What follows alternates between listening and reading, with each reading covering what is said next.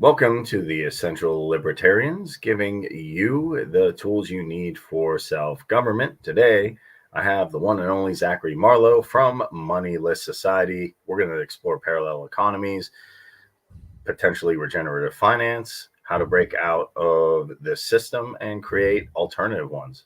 What is going on, Zach? Not much. How's it going? Great to be on the show. I love like the sort of brackish waters where like different people's belief systems meet. So like, meeting with libertarians, and I know you're into crypto, being I'm a pluralist myself. You says, your thing says anarcho-pluralist. And I think, what we need is we need like radical intermingling and interconnection and actual dialogue. Like we don't have enough dialogue. People kind of like go off on these weird lone quests, like they're trudging through the snow and they find their little ice hut of like whatever their ideology is, and they like burrow themselves in there and like, this is what I believe. This is all I will talk about. And it's just like, that's not how to do things. Like that's not how you grow. That's not how you understand. Like there's anybody who's trying to like reduce reality to like two words is a fucking either has something to sell, or they're like a cult leader that's going to kill you eventually and like steal your organs, or they're just stupid. They just don't understand what the world is. So yeah, this is all. I love the dialogue. I love getting in there with people who have different views or come from different backgrounds, because I think really like we're all trying to get to the same destination, which is a world that's not on fire, that works, that is able to provide for people, that feels good, Yeah, like I it don't need works. that actually works. Yeah, I want to be able to open up my phone and be like, okay, people are getting help. They're helping each other through, maybe we get rid of these weird things called yards, and where we actually have community gardens, and that, hey, Gaza's not being bombed and we're not in a world war situation. I'm not going to say it'll be, I don't like this utopia kumbaya where all, everything will be great. I think good dialogue and I do. is there. A protopia. I'm okay with utopia actually means no place. And I think about it as like a perpetual yearning and striving. Like you never get there. You never get to a perfect society.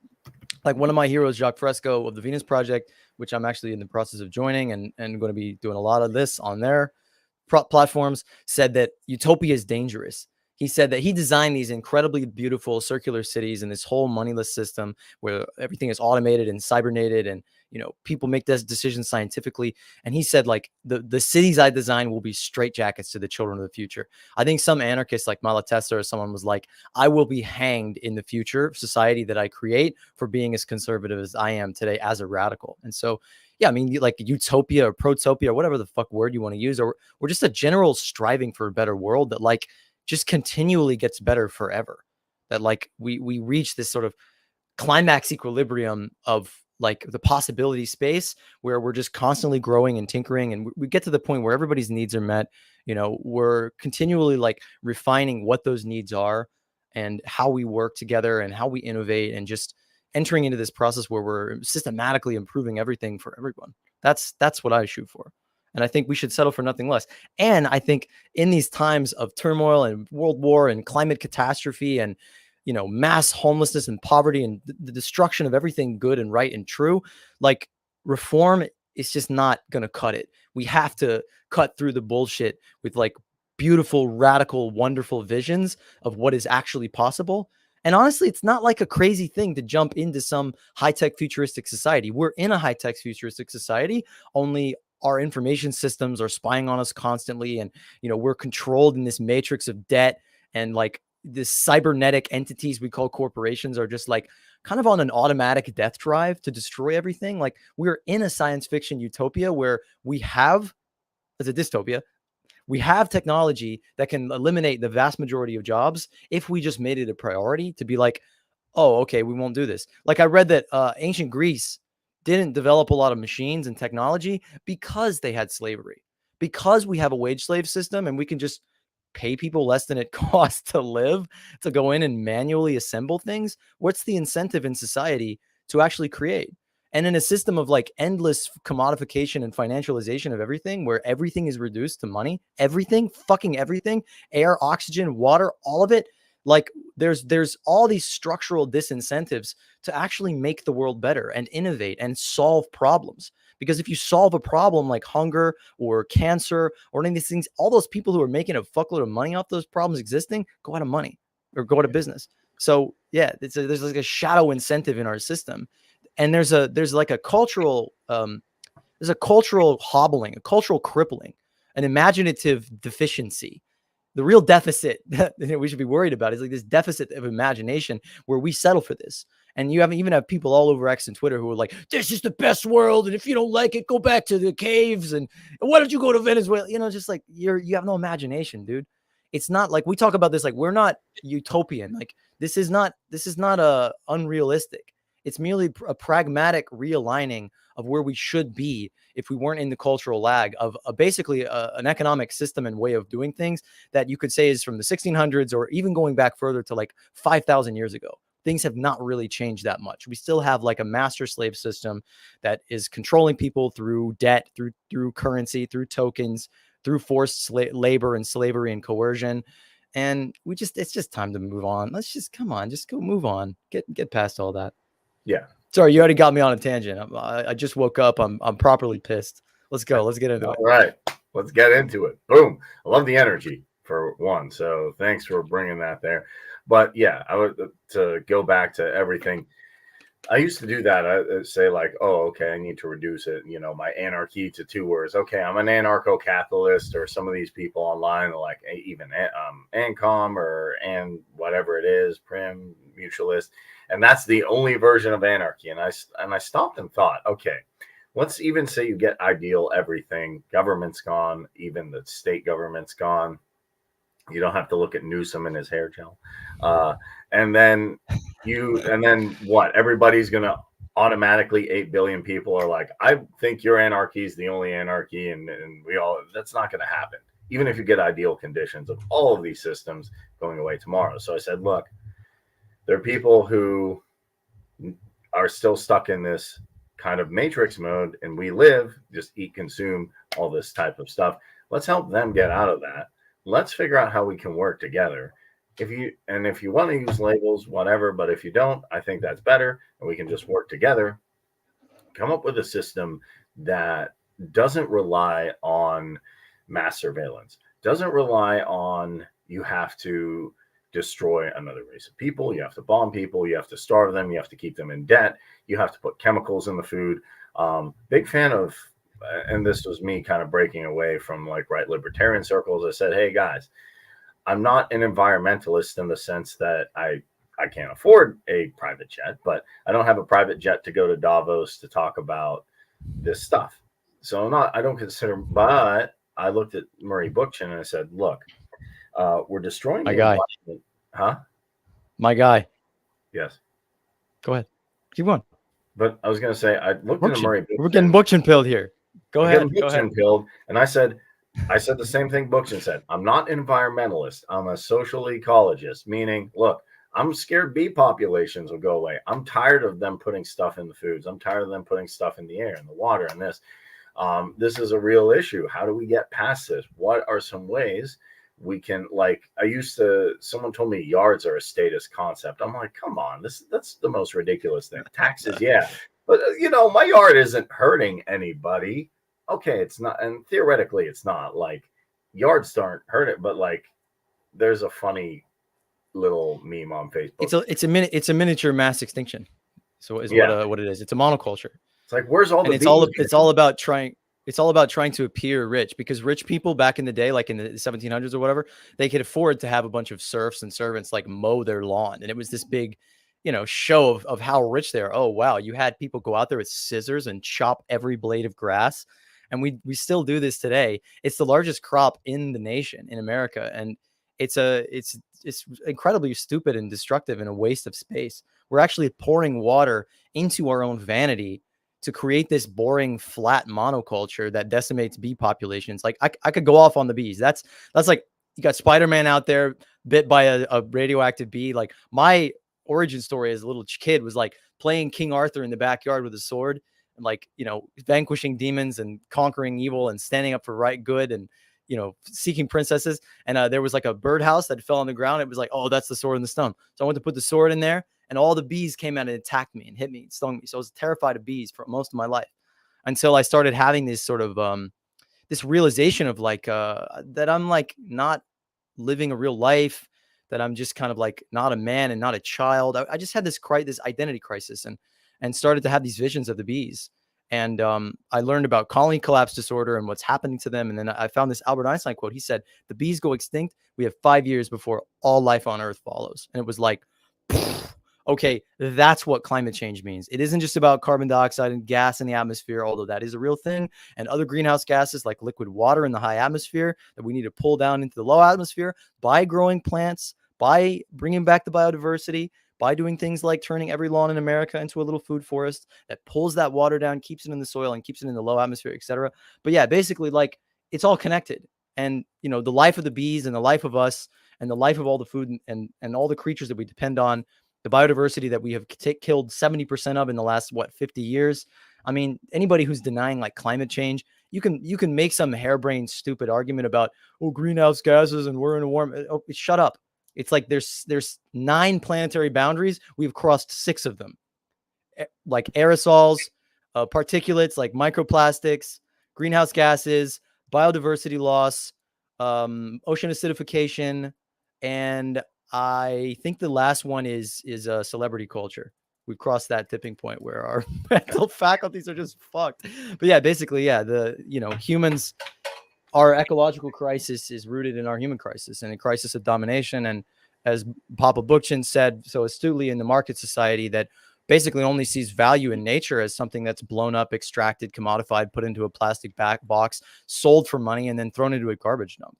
We're turning the real world into zeros, in a game that just doesn't make any sense. I dropped my headphones. Yeah, there's a quote I like. Someone said that, like, man's a weird creature. He'll pray to invisible God and destroy like real nature. And I'm not like questioning anybody's faith. I'm just saying, like, everything you're saying now, people are like, why do you care about social ecology? Well, if the bees are gone, you're gone too. Like, it's not really a game of you can throw all these economic ideas out there, and some of them are really good, but there's also the real world of like, okay, we need to make sure bee populations are around. Microplastics to me are a huge thing. They're in everything. Like, they're in breast milk. PFAs are like, people like, when I figured out what PFAs, PFOs, whatever they are, they're everywhere. I'm like, bro, listen, these are huge. And they're like, no, I just want to, I get it. And the Fed and the Federal Reserve, that's another mechanism of control. But there are other things to really take into consideration. I'm not of the, thought that, hey, let's go colonize another planet, or let's go colonize this or that, outer space. Let's fix stuff here. You can start by taking a look and saying, okay, in my immediate surroundings, how could I start to garden? Like, like, I have 2 tomato plants now and 3 pepper plants. I'm not, amazing yet, but, I'm starting to think like, okay, what else can I put in my yard? How can I get a garden back there? What can I do to, and to me, that's how can I filter my water? I need a, water filter. And to me, that's how you get started doing some of this. And then you educate people. And then all of a sudden, wow, you start to have a little bit of a change.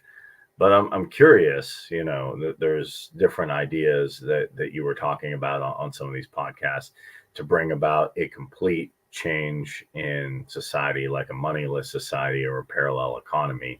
I'm curious, how can people get started in that? How would that work from like a neighborhood level?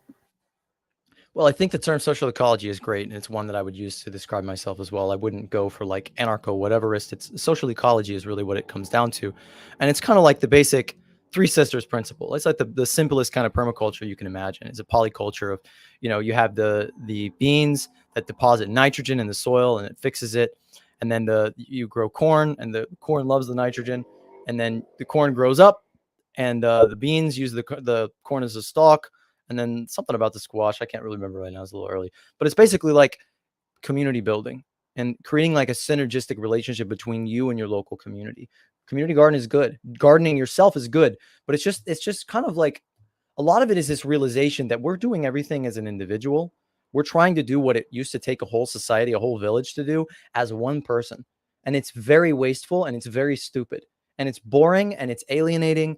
And, we are literally designed to be in community. Like tears fall slowly so other people will watch them and relate to them and react to them. We blush.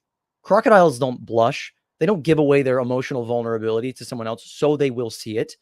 They don't neuronally mirror each other. Like if you're laughing, my brain is lighting up in the laughing part. If you're crying, my brain is lighting up in the crying part. And actually, very interesting studies have shown that people in positions of power, CEOs, bosses, presidents, politicians, leaders, do not neuronally mirror in the same way that a person who's not in that alienated structure, pulled away from society and separated from them by all these layers and tiers and power relationships. So the hierarchical structures in our society are literally destructive to what it is to be a human, which is not to be a one person above other people, but to be a connected social organism that is partaking in this polyculture, in relationship to all nature. And it's bringing things back to relationship. That's the ultimate currency. It's the ultimate sort of economic coordination mechanism is relationship, is to be in relationship with people. And so while yes, we are ultimately critical to the bones of our economic system, getting into like, what is money? Not just like, how do we use it and how do we make it and how can we print it and is there a deficit and all this? What is money? Where did it come from? How was it imposed upon humanity? And we find in the actual record, not Adam Smith saying, oh, it emerged through barter, which has been the predominant myth that most economists, most people who get paid to think about money do not know where it came from and think that it just emerged out of people exchanging with each other, which you don't do that when you're in community. You don't, say, oh, hey, can I borrow your hairbrush? And you're like, oh, here's my sock. Like, that's fucking stupid. And it's wasteful and it's socially parasitic. It's like it creates a friction between people.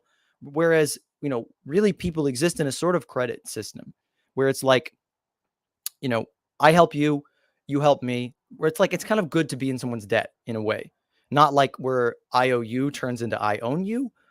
It's like, I help you, you're going to help me in the future. I know. And it's good for you to not get me back right now because I know a day will come where I need you. And that is the tether of a relationship. And so, yeah, bringing things back into these mutual aid relationships in our society, creating community, creating shared structures, pooling our resources, pooling our commitments, and developing alternative currency systems that aren't just going back to like some, idea of barter or sticks and stones. They can be extremely sophisticated. Like grassroots economics is my favorite. It's like one of my holy grails of like a transitional system into a resource-based economy or an economy of the future where we're beyond the sort of scarcity that, we're stuck in that has us having to swap all the time. Whereas this is a system that in the existing system, I call the piñata model. This is tokens. This is like tokenomics for most people. And a lot of crypto projects are kind of recreating this by like, okay, we're going to do a drop of tokens. There's a scarce number. There's a specific amount. They're in a piñata. And I say like a piñata starts with an act of violence because money is created in this real world out of other people's debt. It is created out of an imbalance in society. It is created out of destroying nature and turning it into something or enslaving somebody. It's an exploitative process to actually create money or even make it out of the world in most cases. And, you hit the piñata and all the tokens fall and everybody's scrambling around and elbowing each other and trying to get as many as they can. And this is discord. This is not a coordinated system. Whereas, the model that grassroots economics is developing, and they're developing it with indigenous peoples who have been coordinating without money for, I don't even know how long, since humanity existed, before money, before language. The word that they have for it in Kenya, where I just was, I'm working on this amazing film, is called Mweria, like a merry-go-round. Like I help you, you help me, you help me, you help me. It's a practice where you get together and you pool your commitments. You say, I'm going to help you with your roof. You're going to help me harvest my beans. We're going to help this person, practice his lines for the play, whatever it is, but you come together and you pool and you're all in it together and you hold each other accountable. And if somebody breaks their agreements, then, eventually, you sanction them, you sort of test them, you check them. And then if they keep breaking it, then they're out of the comments. Sorry.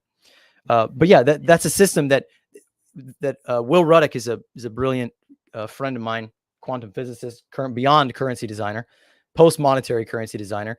And he's taken this practice of Mweria and brought it onto blockchain. So there's a way for you to pool your commitments into a social contract that can be a group contract on one chain, one chain or one node, or it can be individuals. And then out of that, you can create a voucher system, and then you can actually exchange each other's promises and commitments. But it's made not out of debt, but out of commitments, out of promises. It's a positive sum game, and it's inherently connective and relational, and it pushes you to bring more people into it rather than cutting more people off to keep them for yourself. And it's infinite. There's no end to the amount of commitments that we can create. There's the amount of love that we can pour into our work or our labor or our effort. And so the embedded sort of artificial scarcity in money is a fundamental, crucial flaw that has etched its way into the very foundation of what we think of as to be a human. That we don't ask, can we feed, clothe, house, and take care of the people in the world? We ask, can we afford to do that? We in our personal lives don't ask, can I live the life that is fulfilling and beautiful to me? Can I do what I really want to do? Or can I afford to? We ask money for permission to live. And it's basically become a god. And like the market system abstracted to the point that it is, with the stock market and derivatives and this sort of techno-feudal sort of sea of capital and these massive conglomerations of this blood clot of all the money, all the debts, of all the extractive sort of false value that's pooled into entities like BlackRock and Vanguard, or, governments spending these trillions into existence, Pentagon losing $1 trillion. Like, that's all a system that we no longer control. It controls us. And it's like this self-perpetuating zero that is keeping us indebted, entrapped, and enslaved. Ultimately, even the people at the people at the very top, the rich, are enslaved to this system and to maintaining their control and waging endless class war and continuing to extract more and more and more. The peak insanity of this, the cancer embodied in our system, is like GDP, that we measure success as a society based on how much stuff you are putting out. Just how many transactions. Oh, more car accidents? Great. GDP goes up. More gun sales, more shootings, more hospitalizations, more cancer, more sickness. Oh, great. GDP goes up. And GDP has a direct correlation between material use and energy use. And so when we're trying to get the high score of our society up, we are literally extracting in an exponential rate. It's supposed to go up 3.5% every year. That's that's a doubling every 25 years. So the size of our throughput, the amount of resources and energy that we're using, extracting out of the earth and out of people's labor, has to double every 25 years. That is fucking psychotic. And point blank, we just don't have to do this anymore. We have better systems. We have communication technology like this. We have better information systems. And we have the science, skills, technology, and real resources to create a human paradise for all people. And that's not a utopian dream. I will continually assert that. It is utopian and insane and deluded to think that a system that continually fails to do those things, that even through 100 or so years of mechanization and technological development, going back to like 1960, Murray Bookchin writing Post-Scarcity Anarchy and saying, oh, scarcity is manufactured now. We no longer need it. Like we can provide for everybody. We can automate. Like, they're making automated cars since the 60s. Why couldn't we do that with everything else? Because the system's stupid. That was a rant. That was a good rant. Well, I want the actual good rants on here because that will get people to wake up, or at least start to wake up, because a lot of people do probably agree at some level, but they're like, well, we kind of need the unjustified hierarchies. Well, I think we still need some kind of currency, man. And funny enough, to my knowledge, I'm trying to understand as much as I can about it. But in Spain, my understanding with the CNT FAI was they had labor vouchers in some cases. Now, these I'm sure were physical because you didn't have computers back then. But now you can kind of take a relic from literally the Spanish Civil War and say, hey, we have a digital voucher. I need your help with this, and this, and this. And I'll help you with this, and this, and different people have different skills. And then literally you actually have a system like the Zapatistas or the CNT FAI. And that's really cool to me that we can do that. That would be a good start for a parallel economy. But I agree with you in the fact that the Hadza, the Zulu, the Sand Bushmen, everyone who I've seen who's gone to meet them, all the influencers and people, if you want to say that, or just, folks on the internet, I'm interested to see.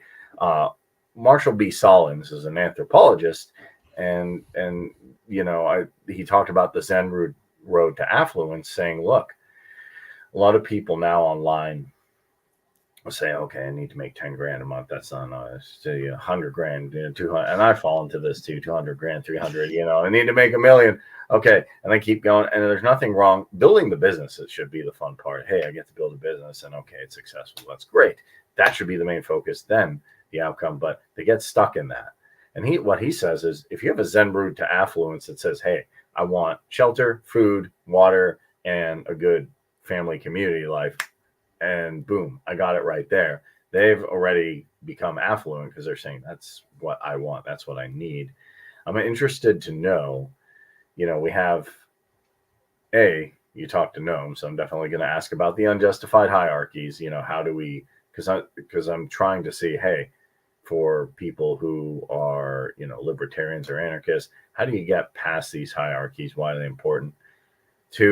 How do we get back to, it seems the modern world has pulled us so far from community that it's very difficult to get back. And I look at some of these ancient tribes, and they don't have depression, anxiety, infertility, some of these problems, at least that I can see. Maybe I'm wrong. Maybe something's happening when the cameras are off, but I'm not seeing it as prevalent. I'm not seeing a lot of the Hadza or the Zulus say on antidepressants.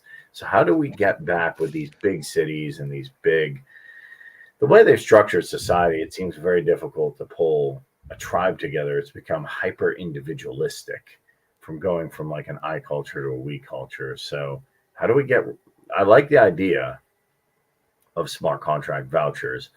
I think that would work better if we got people into more, or getting people interested in, hey, I want to be part of the community again, rather every man for himself, which I got stuck in for a very, very, very long time. I'm like, hyper individualism, you need to be the top dog. You need to just outwork your neighbor. I don't know who my neighbor is.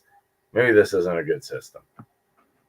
So there's two questions there. One is, how do we get away from the unjustified hierarchies? And I think the overarching answer to all these questions is design. Is we can design our way out. We can design a different structure. Like, capitalism is not human nature. It's a one particular design. It's a game design. It's a governance design that we can obsolete with better systems. We're not about like, we're going to abolish money. Like, I don't want to impose a regime that makes money illegal and obsolete. I mean, a friend of mine from China was telling me that they actually did that in some parts of China. And basically they defaulted to this authoritarian hierarchy that they're emulating from the top, people fucking people all the way down. And this ended up killing a lot of people and creating a lot of destruction and a lot of mismanagement, because people who didn't really understand how to grow food or how to do things that people who were doing and were doing were simply taking over and saying, no, I'm in charge now.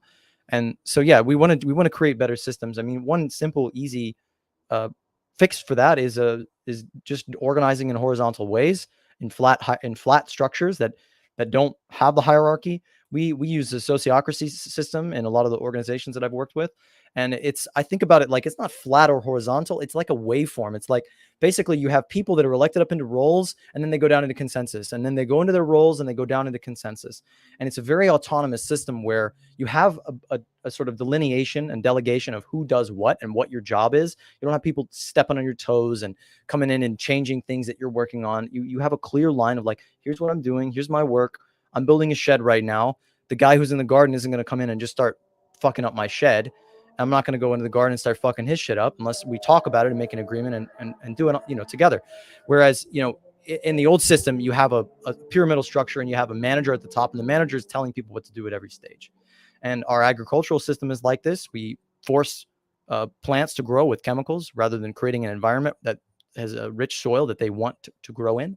And so it's bringing us back to this autonomous logic of self-organizing systems where there's organization, there is structure, sometimes too much structure for my taste in some of these systems. A lot of, the sort of running joke with a lot of anarchists is like, it takes a lot of time. Like, consensus takes time. The Zapatistas, somebody wrote about them, is like, oh, what an inconvenient utopia. Like, people will spend, 4 days to make one decision together. And that's a beautiful thing. And depending on your system, you can configure it to your needs.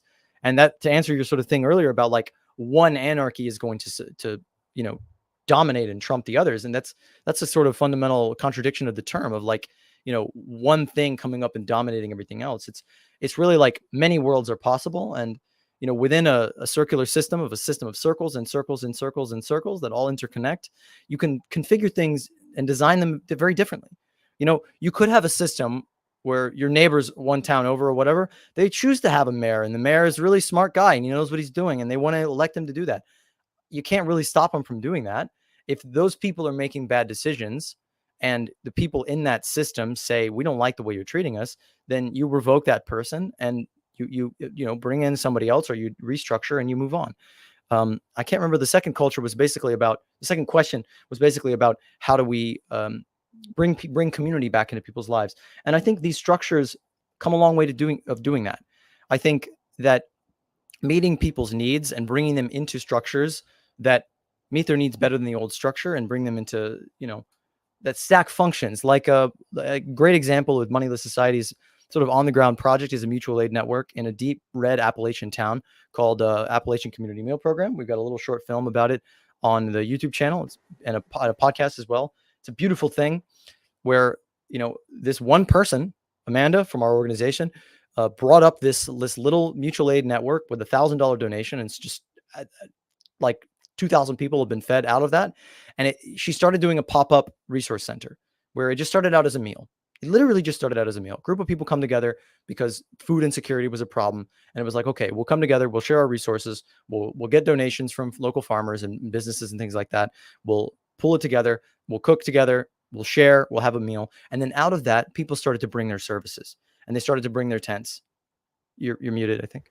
Oh, I saw that. I actually watched that little thing. I saw that she brought, because I didn't, people told me about like networks in Appalachia, mutual aid, because I had asked, like, okay, a lot of, even my dad, he's, kind of like old school Democrat type dude. And he said, like, Kareem, I like all these ideas you're saying, communities working together and democratic federalism and all this stuff.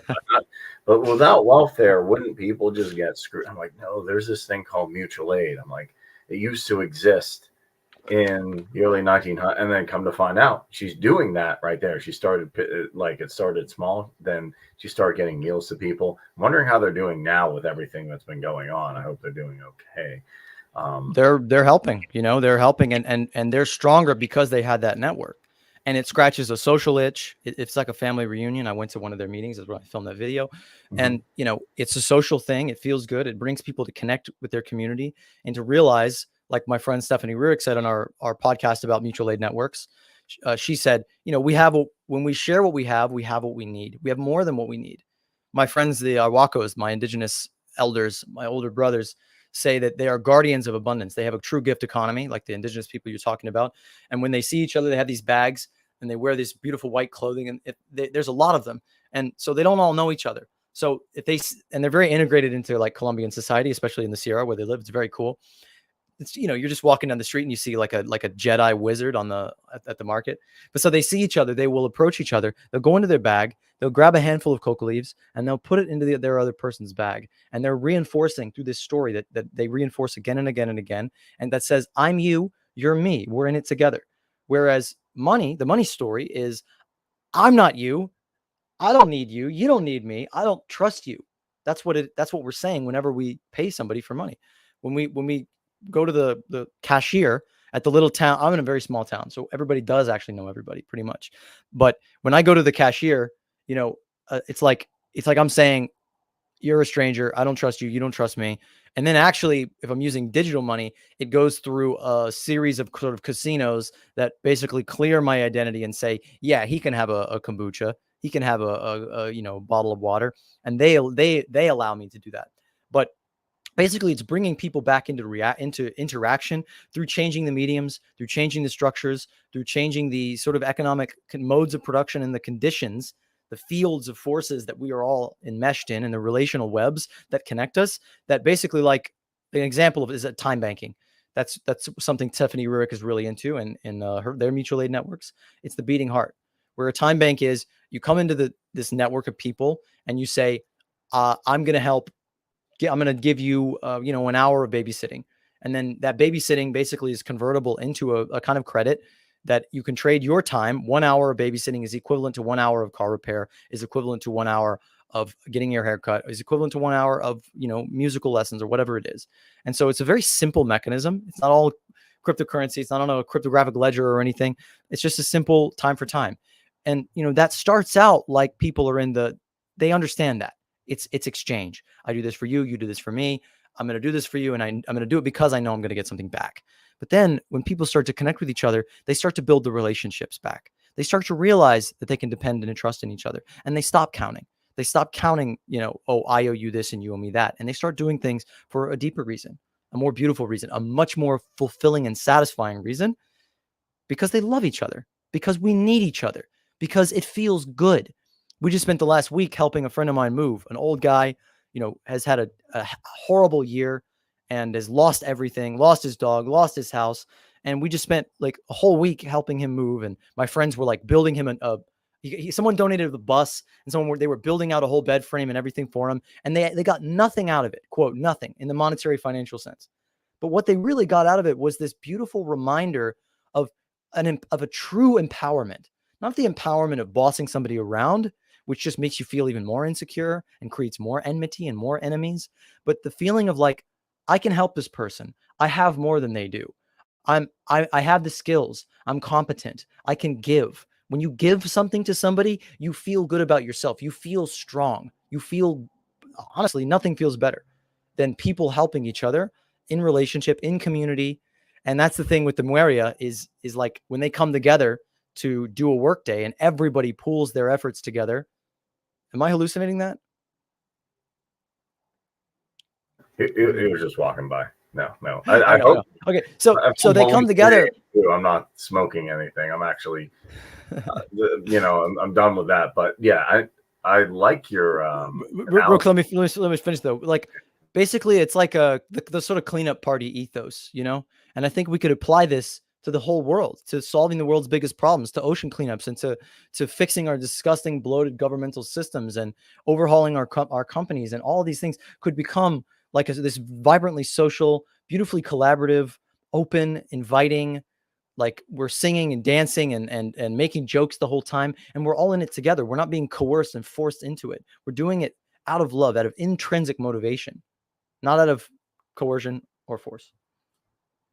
Yeah, that's the ultimate goal, is to get to a society without coercion or force, where you can work voluntarily with your fellow man. One thing I like about your story is that, to me, they did get something. They got, hey, I got the gratitude of helping somebody else. And you never know when. Oh. Sorry. I just need to check my phone real quick on time. You're cool. Keep going. And also, you never know, that old dude might have some skills to help them in the future. So if they're stuck, like, hey, I'm stuck on the road or something's going on, you never know who's going to actually help you in a time of need. And that's why the whole saying, a friend in need is a friend indeed. And then when you create more communities like that, and you also in turn have something like a digital voucher system, I think that's a good way to move forward, especially in these communities as well. Do you see that working in a city type system, like breaking it down into smaller communities, or how that, like, I like the idea of Cooperation Denton, Cooperation Tulsa. Really excited with what they're doing. And part of me is like, okay, I'm going to go down there, see what's going on with that, maybe eventually join that, be part of Moneyless Society. But I'm curious, can this work in like super urbanized areas as well? It can, because, we have these things called neighborhoods. There's a Web3 project called Neighborhoods that I think is working on doing stuff like this in the alternative currency space, and creating networks and allowing people to, well, I think it's really more about configuring social spaces, but I like the idea of, okay, you're in your neighborhood, you have a little, like a network for your neighborhood. And that could be like Bushwick, like New York City is a great example of this. They're all a bunch of little neighborhoods that could have their own sort of governance, that could have their own system of decision making, and they could have their own networks, where you have like the Bushwick network, and it'd be kind of like Craigslist, and you have like, your tool library, you have your list of services, you have a time banking and other sort of coordination systems, commitment pooling systems, or just relational networks where somebody's like, hey, I got time, I got something to give, I trust that other people are going to get me back, or even if they don't, someone else will, because we're feeding into our own system. It's systemic reciprocity. It's not this pea-brained, like imbecilic, scarcity mentality of like a starving peasant, like I must preserve my grain. Like that's what exchange is. It really, it's like, oh, you're not going to get me back because I don't trust you, because I have a low T society, because because capitalism has hollowed out community and the maybe I'm an individual. microplastics. That's a big thing. People, I got microplastics in my nuts. Yeah, literally.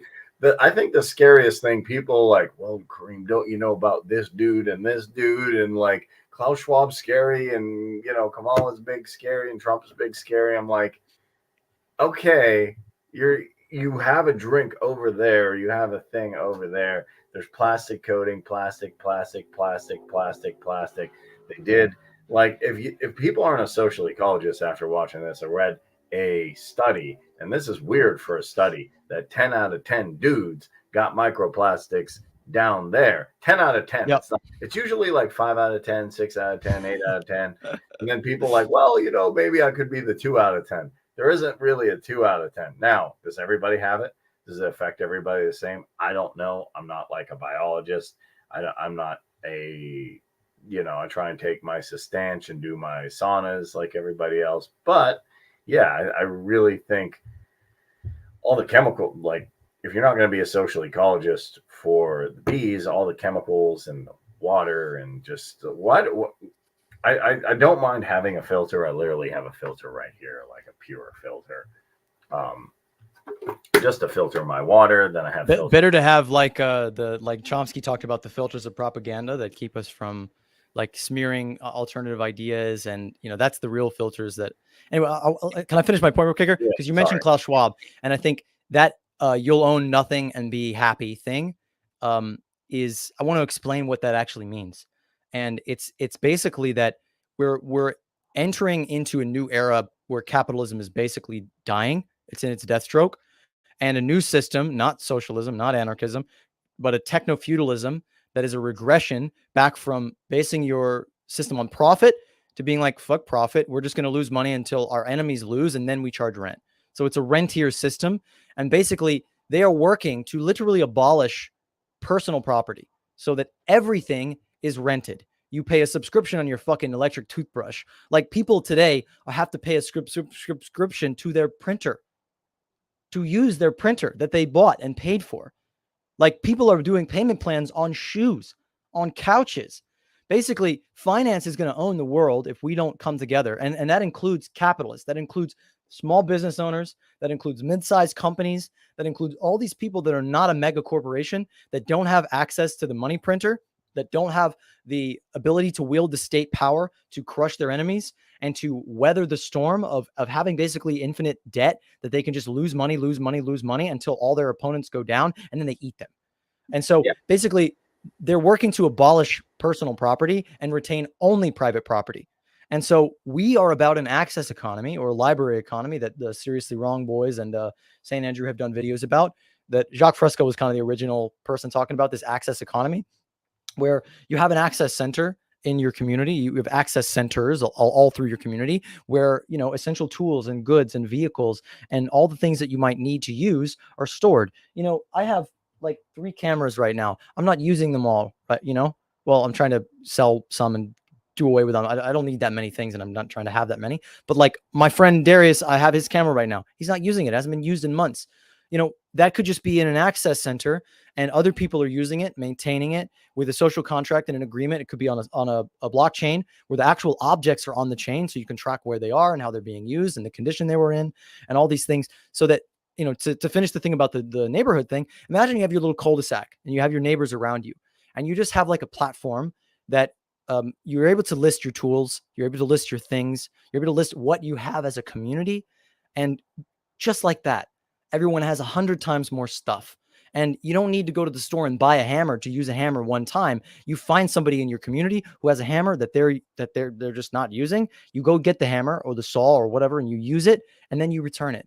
And ideally, we can have this distributed sharing economy, or we can have access centers where we actually purchase things together and own them cooperatively, own them together. And then, I mean, that sort of principle can go up. Ultimately, my beef right now is like real estate and land ownership. And basically, because wealth is measured, mostly our primary asset for the middle class, especially, is owning your home, is owning land. And so there is an incentive for the property value of that to go up and up and up and up. And motherfuckers talking about inflation this, inflation that with money printing. That's the cause of inflation. If the land beneath your feet is increasing in cost all the time, if housing is increasing in cost, and this is like an interminable contradiction, that like we want things to be cheaper, but we want our personal wealth to grow. And the only way to do that is for our house or whatever to grow in value.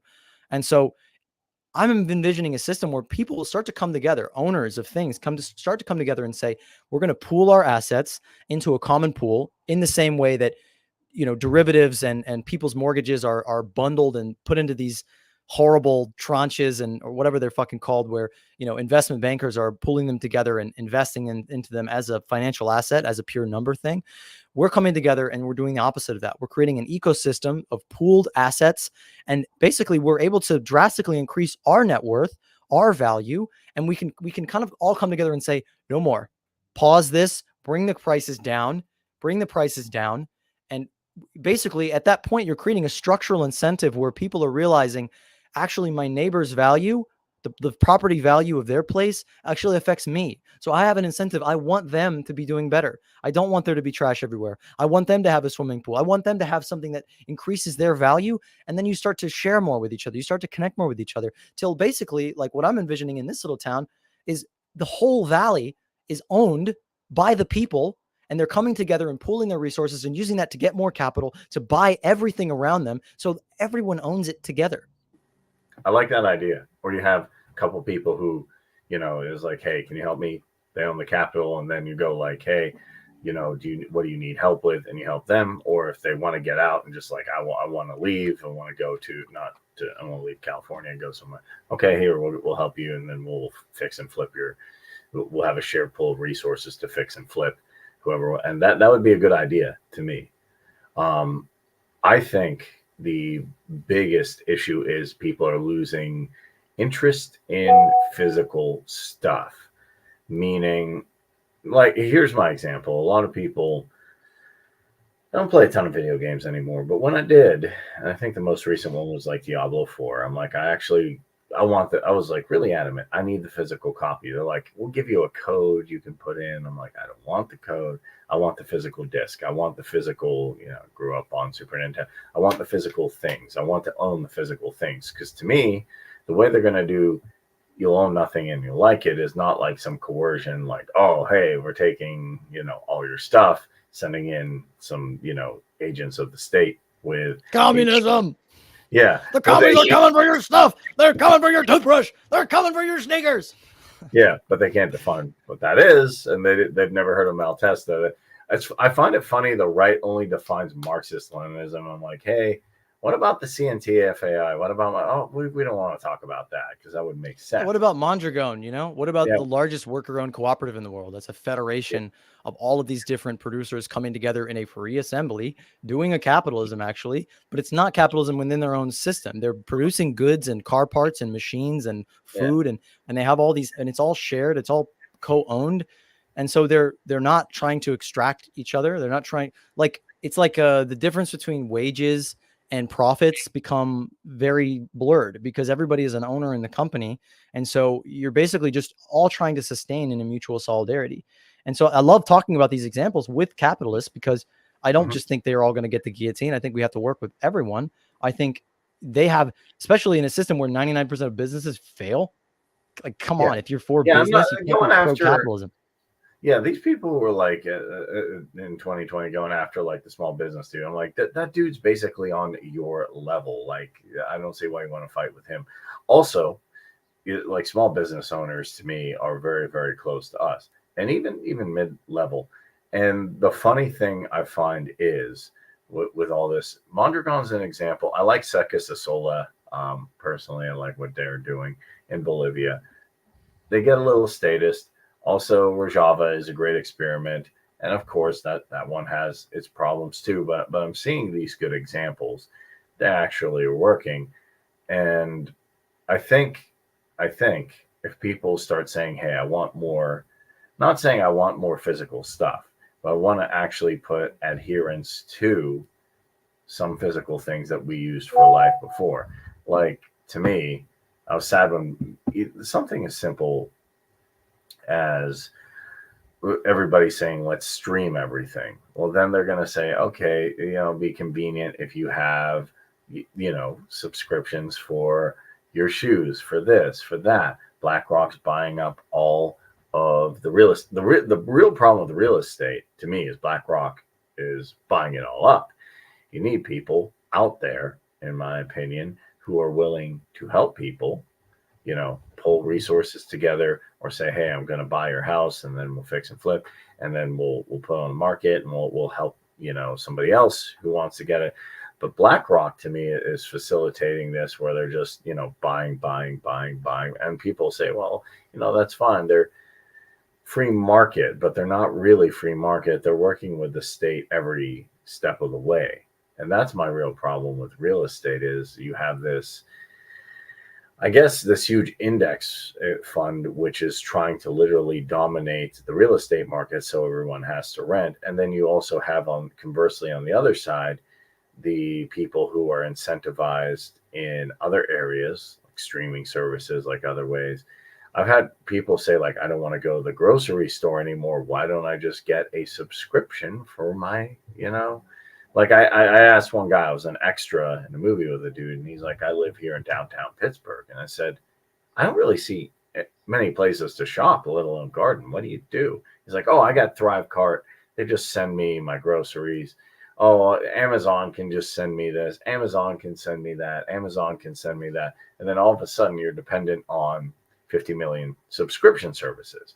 People say, why is that bad? Isn't that just capitalism? Well, if you have the wrong opinion on something, which you probably will, or if just for some reason one of those systems fail, then you are literally either not going to have an alternative or you're going to need to be dependent on the community. Why not work with the community and bypass all of this stuff? So I went on a rant there myself because these are issues I started seeing.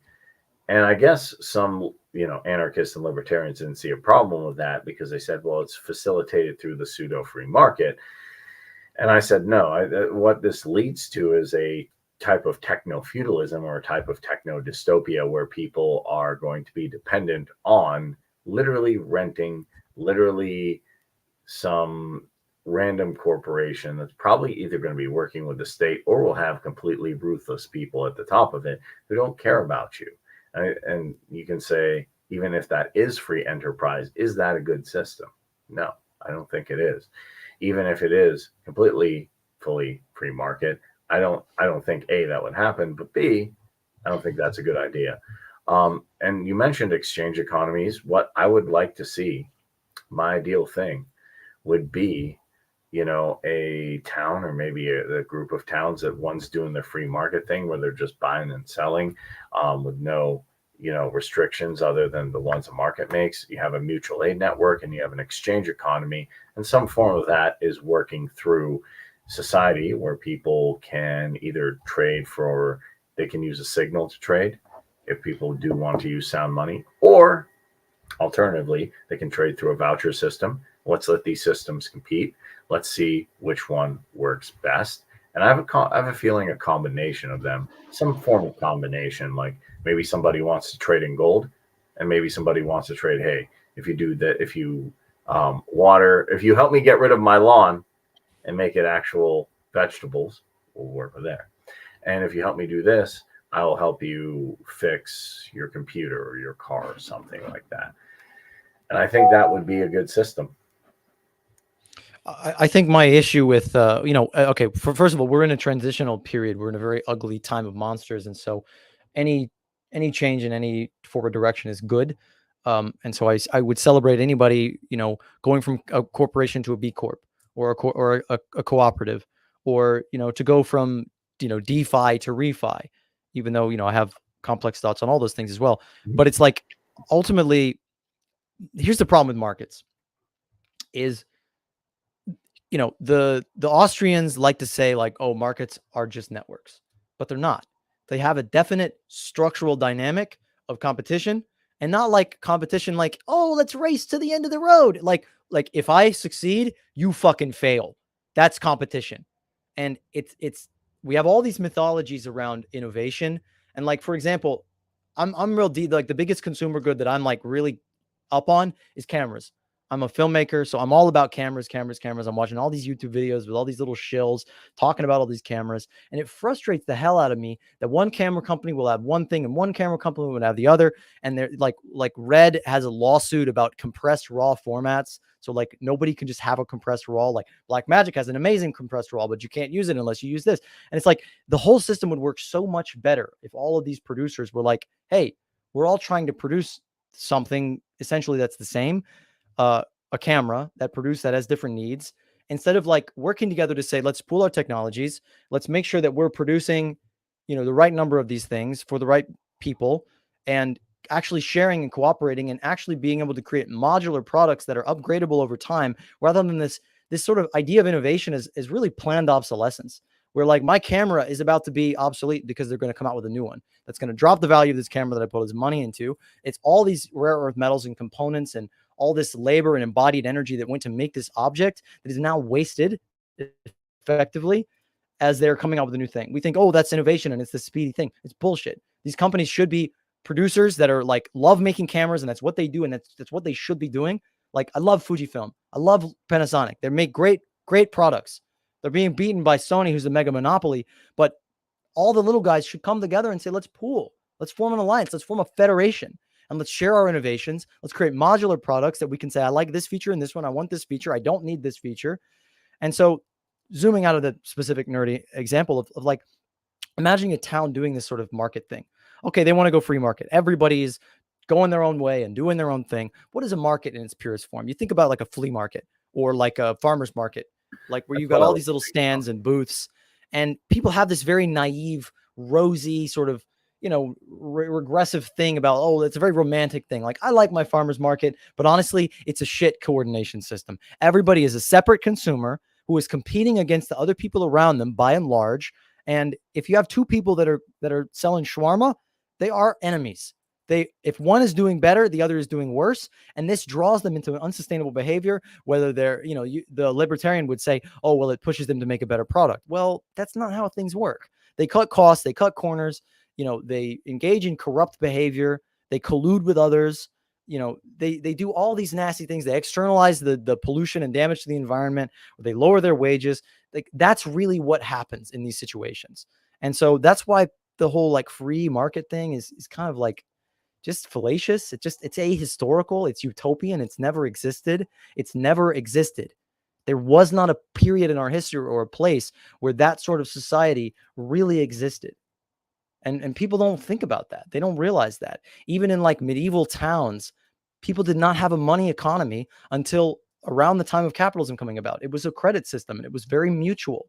And people had guilds. There were guilds where people kind of came together. And if they're producing barrels, there's a guild of barrel makers, and they're all kind of working together.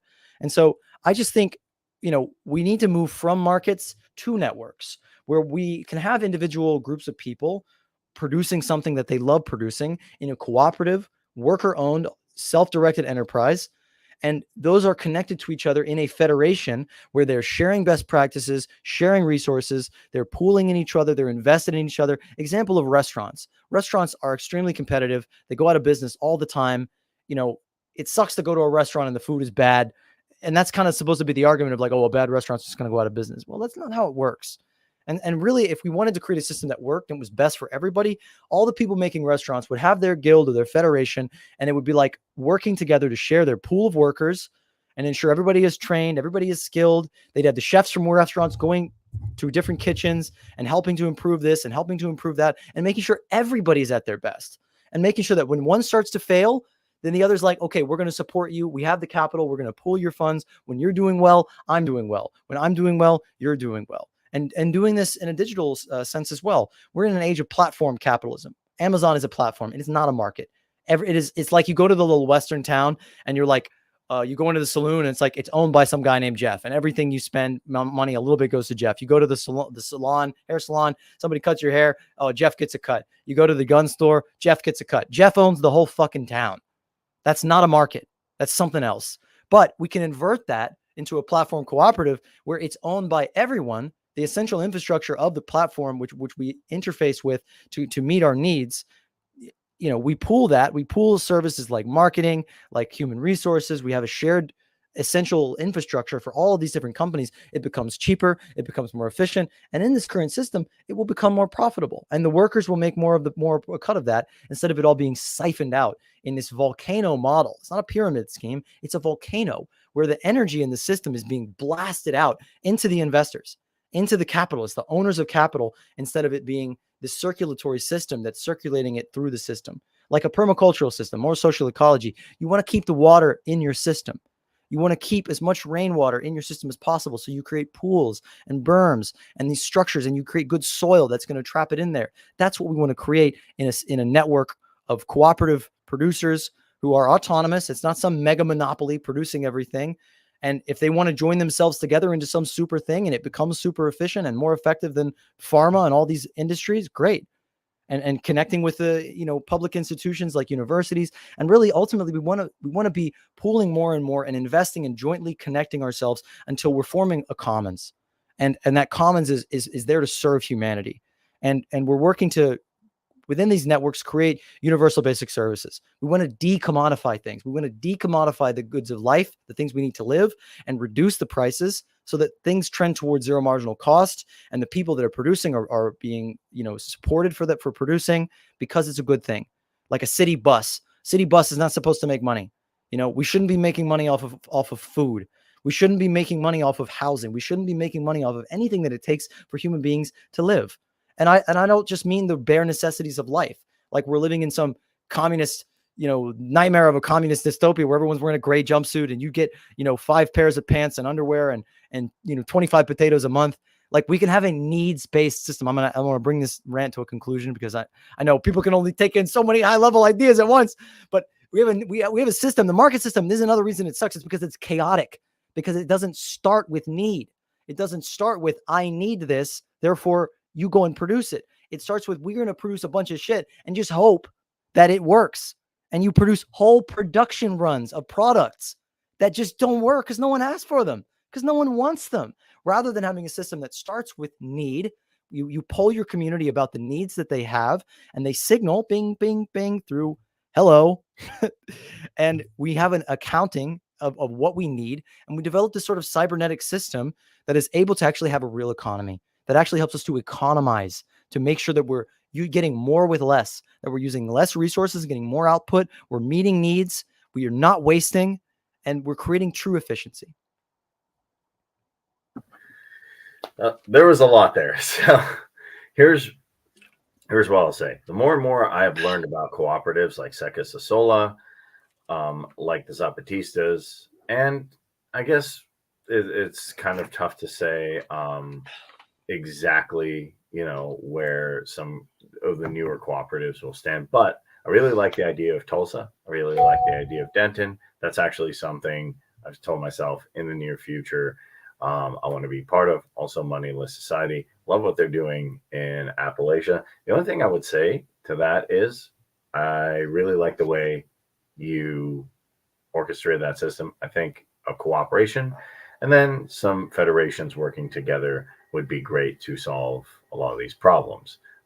Even I've been reading up on Rudolph Rocker and syndicalism, and I've gone from people saying like, Cream, weren't you like, at first I was like a hardcore ANCAP, then I'm like, hey, I actually think if you gave me, if government was gone tomorrow, it's like, okay, what type of business, like if you're going to work somewhere and produce something, yeah, I'd rather probably be working with a type of syndicalist union federation than and than a free market town. That being said, there's 8 billion people in the world, and that's going back to my thing, that with 8 billion people, I think some people will agree to be part of the co-op and some people won't. Some people probably will do a competition-based system like that. The thing I would do is say, okay, you have this over here, this system over here, maybe a hybrid of this. I do like agorism. I've read some Konkin. I do like agorism. I like the idea of counter economies. So I'm not completely ruling. I understand where your criticisms are, that people cut corners, people always be in competition.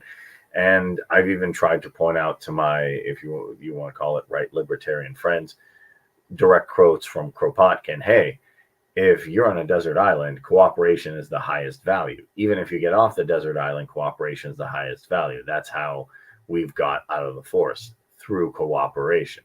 Kropotkin's right. He also did, Kropotkin and Bookchin, but I'd say Kropotkin before him, disproved a lot of this Malthus stuff, that the elite, that, oh, this is a scarce society and it's every man for himself and you got to fight the next guy and you got to get up here, because if you don't, he's down here and he wants to get you.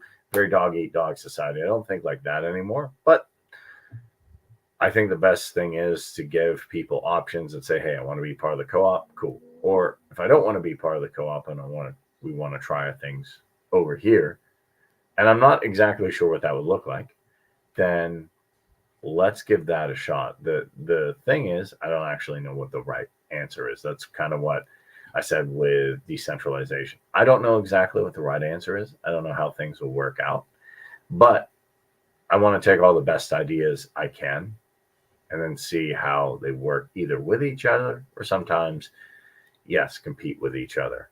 But let's make sure that whatever it is done voluntary. I don't know if you agree with me there or not. Well, I do agree that you can't force people to change. You can't force an addict to stop using drugs. Because I have friends who I'm sure right now, like I have some friends that are, and they're good friends. They're like very hardcore Rothbardians, ANCAPs. They don't aggress on anyone. They're not causing anyone problems. Now, because that's where I came from, like Mises Caucus stuff still there.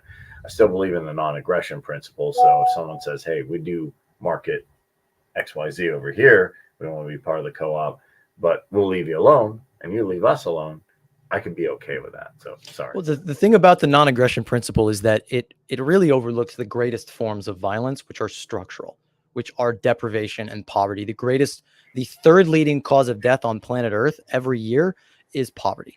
A third of all human deaths come from just a lack of money, come from in a system where we produce an abundance of everything. And that is a pure market failure. That is a pure failure of the market system, of our current mode of production to meet people's needs. And that's a low estimate. That isn't counting all the wars for resource acquisition. That isn't counting all the fucking car accidents from the bad design of basically a profit-oriented transportation system. That isn't talking about, heart attacks from a cancerous food system, or cancer itself, which is a stress response from a traumatic society. I mean, the greatest forms of violence in this world are not just putting a gun up to somebody. I think a lot of libertarians have a very naive understanding of violence and of force, that it's like, oh, I'm not forcing you to do anything. I'm not forcing you into the market. I'm not forcing you. But okay, I just interviewed these indigenous people in Kenya about how money was introduced on them. And it was not fucking voluntary, because they taxed them in a currency that they created. And they said, okay, you owe us 50 shekels for every man and every 14-year-old boy. And what happens if you don't pay those taxes? Oh, it's totally voluntary, right? Yeah, if you don't pay your taxes. Oh, well, yeah, if you don't go and sell your body and labor for the state and build them a fucking aqueduct, or sell products in their markets, or do whatever it is to carve up the earth and turn it into a commodity and hawk it, it's totally voluntary, right? Because if you didn't pay your taxes, they throw you into fucking slavery. They throw you in jail. Like, it's a mafia. The state and this whole, like, the separation between, like, there's the market, which is pure and good and free and non-coercive, and then there's the government, which is like the scapegoat for everything. And it's like, if you actually know history, these are the same entity. They came from each other. Actually, states created money. States created markets through taxation. So you're against taxation, then you're against its child, money. You're against its child, the market. And so realizing, like, just how non-free these systems are, that it's just get bread or get dead. If you don't compete in the market, If you don't sell your body, if you don't find some way to contribute to market value, to one value system that subsumes and erases and invalidates and literally destroys every other, then you're done. You're dead. And that's, whew. Yeah. No, I'm out. I get I'm done. your point there. I guess then my big question would be, in good old America, um, as they say, what are some, if you reckon, I know Tulsa, I know Denton, I've been looking at a few things to kind of see how these things work. And I'm really, really excited to go be part of this, not just to say like, oh, okay, I took part in the agricultural activities, but to actually say, hey, took part in the system. I want to understand how it works and everything like that. What are some co-ops or some different types of societies like this people could join, see how they work and go, oh, okay. Because it's cool to read a book on bookchin and all that type of stuff, but people really want to see. When I knocked people's doors and running for like local school board, it wasn't so much what theory do you know, they didn't care. It's like, hey, what have you built, or what kind of physical thingy can you show me that's doing this thing that you're saying? And I'd be interested to know, or to even be part of them, even if there's some in California.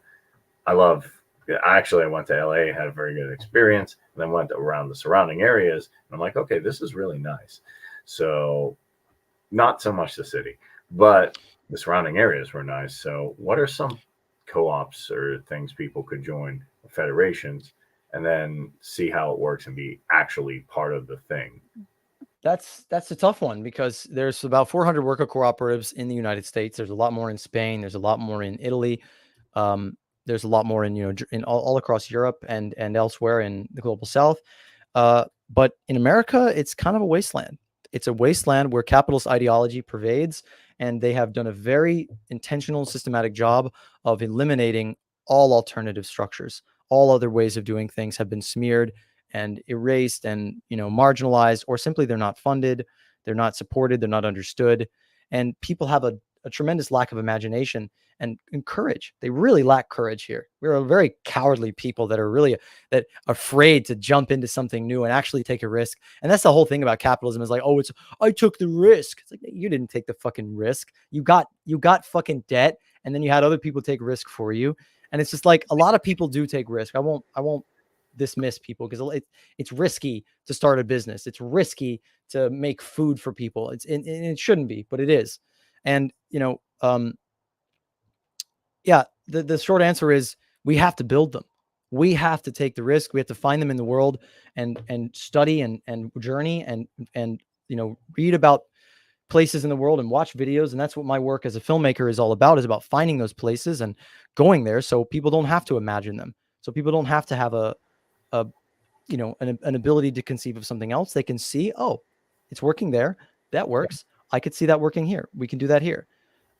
So yeah, I mean, it's kind of a tough question. I mean, you got to go out into the world, into this great adventure that we're all in, to find the alternatives and find the new system and build it.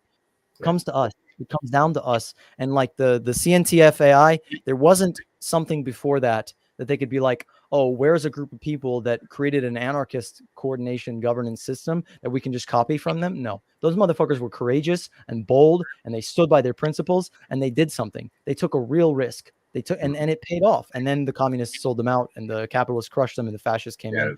And yeah, people wonder why. They're like, why are you so inspired? Like literally, I guess I got my market libertarian friends like shocked. They're like, why aren't you, because I'm like, I still like Ron Paul, but I'm inspired by these group of people, probably even at sometimes more so. And they're like, the CNTFAI? I'm like, yeah, literally pops up, I would say, every like 8 a.m. EST. I'm like, all right, Viva La Fi, playing the actual anthem.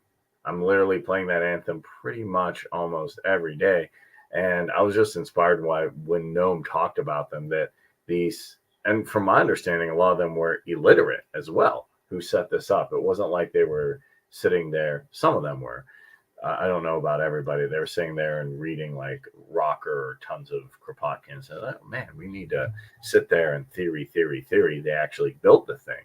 People are like, oh, wow, this exists. Now, of course, yeah, the UGT caused them problems. And then Francisco Franco, and can get into that. And if someone says to me like, oh, well, it didn't last, or the Paris Commune, like, these are prototypes. You start from somewhere. You don't necessarily go from the Model T to a sports car. You have to start with something. You have to have a prototype. That to me was the best. Two things. Go ahead. One, capitalism emerged like that. It didn't just pop out. It started to emerge in little experiments around the world, and they tested themselves, and they proved themselves efficacious at extracting other people's resources and enclosing the commons and forcing people into an unfree wage slavery arrangement that created an unstoppable feedback loop of accumulation and social control that eventually hijacked all other social institutions in society and became a one world totalitarian government. But anyway, we have to be in the sort of same phase where we have to build things out in a mycelial way. And that's really, we're in the mycelial phase where I don't know if you guys are mushroom heads like I am, but mycelium is the information system of nature. It's a fungal network that extends between trees and other life forms that they use to share resources and to share information and signal. And they don't use a monetary system. Interestingly, they don't have a free market economy. They have a network like the internet of fungal growth that the mycelium is the largest part of the mushroom.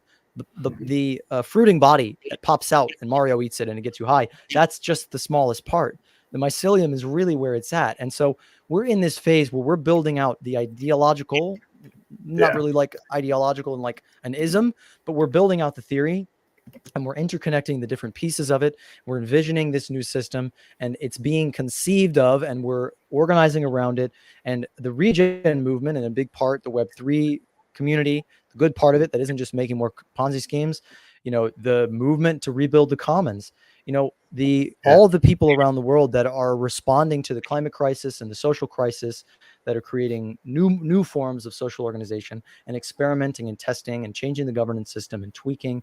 And it's really the Regenaissance. It's an exciting period where we're coming out of this dark age of one way of doing things. Whether you're a soccer team or a public library or a fucking for-profit corporation or a government, it's a fucking command hierarchy all the way down. And that is a toxic monoculture that is destroying human life as we know it and human creativity. Yeah. Well, second thing, real quick. Watch that film, Land and Freedom, and give that film to your libertarian friends who are interested in CNT FAI, because it's such a great account of the story of what those people went through, and the courage and the conviction and the great scenes where they're talking about, like, do we collectivize the land? Do we keep it all in our own place? Do we erode private property? It's a beautiful film. Yeah, I'm going to show that probably to people who are interested in that and people who are against that too, because I get a lot of pushback, which is complete nonsense. Like, oh, well, they didn't really do that much, or, oh, it was kind of a fair, and also, if you want to call it the left authoritarian side, said, oh, no, they just messed with us. We could have, they blame the CNT FAI. Funny enough, they're like, well, if they would have just worked with us, we could have beat Franco. So it's your guys' fault. Bullshit. Those ANCOMs. Such bullshit. Yeah, so it's complete BS on that side too. So yeah, I will check out Land and Freedom, all that. I have a meme I actually wanted to share, because I did share this, and then I got someone that's actually when I was starting to come out of like just completely on the like economic libertarian phase. I shared this. Some people some people liked it, some people didn't. I like teaching through memes, because I think memes sometimes explain complex ideas without doing it. Sometimes they don't. Sometimes they're just dumb. But yeah, I saw this, why are they sharing resources with no profit incentive? That's exactly what I was talking about, the mycelial network. Yeah, so when you mentioned mushroom, I'm like, oh, yeah, I see what he's saying there. So that kind of points a good picture of what that could be, and then how humans could, in one amazing way humans can interact. And I think right now that there's still, and I mentioned them, Tulsa, Denton, there's a few co-ops that are leading the charge, and also people who are in regenerative finance, who are really, or as you call it, the Regenaissance, who are actually working to say, hey, I don't want just to make, you know, I mean, they're fun, but some of these like Doge, you know, a million Doge things, I mean, I talk about them on my channel as well because I want to give everybody a fair shot. But I'm interested in stuff with actual utility. How do we make real connections? How do we make real change in society? Not just saying, hey, this thing is cool. I'm going to buy some of it and I'll make some money. Fine. But how do you actually transform the planet from a social ecologist perspective? And I think the best way to do that is to create products that incentivize and get people involved with creating the type of environment that will not only serve everyone, but will make things better down the line for generations to come, which I think is really exciting.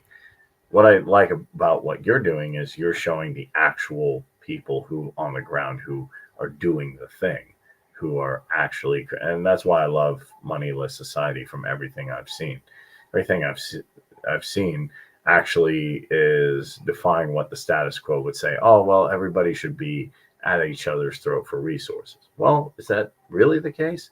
No, it isn't. Even people in some, you know, economic schools are like, no, there always has to be a profit incentive or people will just sit there. Well, that's ironic to me because, you know, it's not like YouTube's giving me any money for this. I actually like doing this because I want to do it. I want to get the information out there. And same with, you know, Yeah, it's like, why do these people have sex? You know, why do they eat good food? Like, why wake up? Why exist if you're not being commanded and forced to do something? Like, what a weak, small-minded, like, really like immiserated, impoverished being that is. That somebody cannot imagine doing something for a real reason. It reminds me of like that show Andor, brilliant, amazing, revolutionary show. All the scenes about the Empire were my favorite bits because it just shows that they never do anything just because. They're always out for a promotion or they're trying to get, you know, some kind of personal thing for themselves outside of themselves. You know, it's all extrinsic. It's a society that has been hollowed out of anything real and alive. And, you know, there's a great video on our channel called Self-Determination Theory, or about self-determination theory. And I would really recommend reading the work and the studies going back to the 1970s of Richard Ryan and Ed Deci. And they showed in the 70s, and this has been repeated scientifically, they tested money. They gave people money to do tasks. They started out with puzzles, and they found people who like doing puzzles, who actually enjoy it. And they had one group that were like, we're going to pay you $5 to do this, which in the 70s was like, you know, a lot of money, a good amount of money. And then the other group was like, just do the puzzle, just have fun. And they wrote in their report, it was like as if you rolled a metal ball bearing down a slope to find that it went upward, suggesting that the fundamental gravity of our motivation is wrong. So they gave people money to do the task, and the people they gave the money to did worse. It took them longer to do it. They were more frustrated. And if they repeated this task over and over, their motivation got lower and lower and lower. The money in the task, there's a great book called Drive that sums up a lot of this motivational research as well, that you give people the money to do it. It gives them a little burst of like, they're kind of like a little cup of coffee, like they're going into it fast, and then they fucking burn out. And if you do it again and again and again, you need to pay them more and more and more money for them to feel the same thing. And it hits the same dopamine receptor as cocaine, which hollows it out. And that's what greed is. That's what greed is, where you need more of the same dopamine to feel anything at all.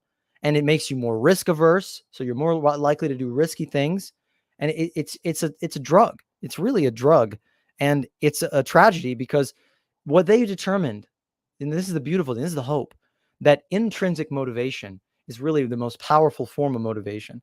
And to speak to the environmental thing, it's that you don't coerce someone or seduce them, which is what money is. It's controlled motivation. It's saying, I want you to do what I want you to do, not what you want to do. Do what I want you to do because I'm giving you this thing. It robs you of your intrinsic motivation, your inner desire to do that because you have a real reason to do it. And they've determined, and they've studied this in every single field, from parenting to sports to the business to school, that you create an environment where people's psychological needs are met, their basic psychological needs of autonomy, relatedness, and competence. So they feel good about what they're doing. They're connected to other people in a social way, and they're autonomous. They have the freedom to make their own decisions, and people will motivate themselves. That's the system that we want to get to. That's a true voluntary system.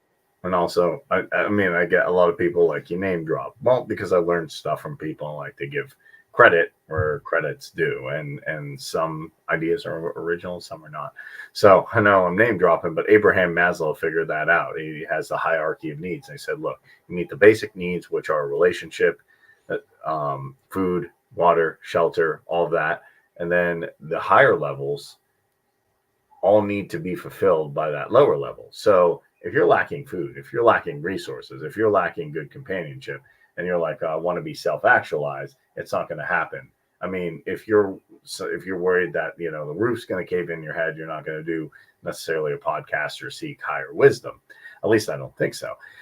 So by his discovery of that, I think that opened up, and I think it's kind of self-explanatory in a way, but he put it into a way that people can understand, breaking it down into a high, even though, yes, we're going to talk about hierarchy of needs, is maybe kind of contradictory to that, but I think that's a legitimate hierarchy where you're saying, he actually revised his hierarchy of needs toward the end of his life, and instead of self-actualization or whatever, or self-fulfillment, he put self-transcendence.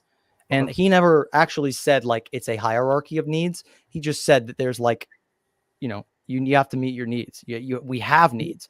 And I think about Manfred Max Neef, who was another great thinker who defined human needs, that human needs are not ephemeral. We can't just, you know, like we have clear needs. We need food, water, shelter. And then there's all these other psychological and emotional and spiritual and connected and community needs that we can systematically make it our goal as a society to meet. A lot of these market people, when you start talking like this, they're like, well, who's going to determine needs? As if needs are like every single person has completely different needs. Like we do have different needs. There is a diversity, and we can customize how we account for and meet those needs with an actually good system that doesn't reduce everything to one unitary measure of value, money. I'm weird where I come in the middle of that. Some Austrians and my friends have said, well, needs are, you know, I gave them it's not the greatest quote, but like each according to his ability to each according to his need. I said, what do you think of that? They said, I don't agree with that because needs are subjective. And I said, well, bullshit. Here's the wants issue are subjective. And here's it real quick. The wants are subjective, and that's all the market system recognizes. It's blind to needs. It doesn't recognize that needs even exist. Only wants exist in the market mind. Yeah, I said wants are subjective. Like, okay, I want this phone, but I don't need it. But I need food, water, shelter, you know, community. I haven't met a single human that doesn't, unless they're a psychopath, which is a different story. But you know, I'm not going to get into that. Majority, you know, I would say 99.9%, except the lizard people that, you know, are in charge of everything, need some kind of human interaction, food, water, shelter, all that stuff. So, and I recognize that. I think Kropotkin recognized that in his book in Cooperative Behaviors for Survival. He used ants, bees working together in complex societies, birds forming flocks, migration, mammals. And I started to see this, and I'm like, wait, did they figure out something? I know people say, well, it's just an ant, but did the ant figure out something, or the bee figure out something with the complex colonies that we're doing? And okay, how do we replicate that? You know, communes and mutual aid to put that together. And I think that's important. Now, if people want to argue, well, specific wants are subjective, and we can see, you know, about that. Okay, I'm free to discuss that, but that's my biggest thing is I think there's a blind spot that some people have where they're like, well, certain people don't have certain needs, or certain people don't have certain needs, or certain people don't have certain needs. And I think the extreme version of that is what is seeing what happens in the Middle East now, where some people are like, oh, okay, we'll just deny them aid because they're the other. Okay, like, no, wait, these are human beings. Oh, but there's some human beings that are bad among them. No, that's not okay, because that can lead to me, extremely repressive regimes. Or it can, on the local or the more, you know, individual level, you can completely dehumanize someone. And there are some, I have some friends on the that are pro Max Stirner. I'm kind of in the middle of that. I'm not a genius on the ego in his own. I've read parts of that. I think he makes the good point that everybody's either a conscious or conscious egoist, but then he goes too far saying morality doesn't exist.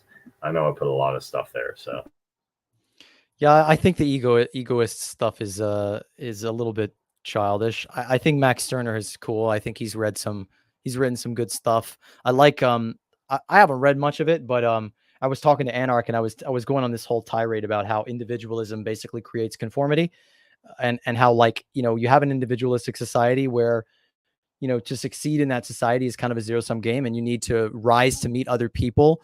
And so you create this culture of conformity. Like American Psycho is the best movie about this, because they're all dressing the same, looking exactly the same. They're all trying to embody the individual, of what the successful individual looks like. So they sabotage their own vulnerability, their own uniqueness, the things that make them different and diverse and actually, freely expressed, that make us beautiful individuals, like, and they become all the same person. And so it's like, you have the suburbs that are all identical. You have everybody wearing the same shoes and the same brands and with the same phone and the same all this shit. And I just think, yeah, Anarch said that that's basically what Stirner would say. I don't know much about him, but yeah, yeah. like Terrence Hey McKenna man, was talking about capitalism breeds innovation, as they say.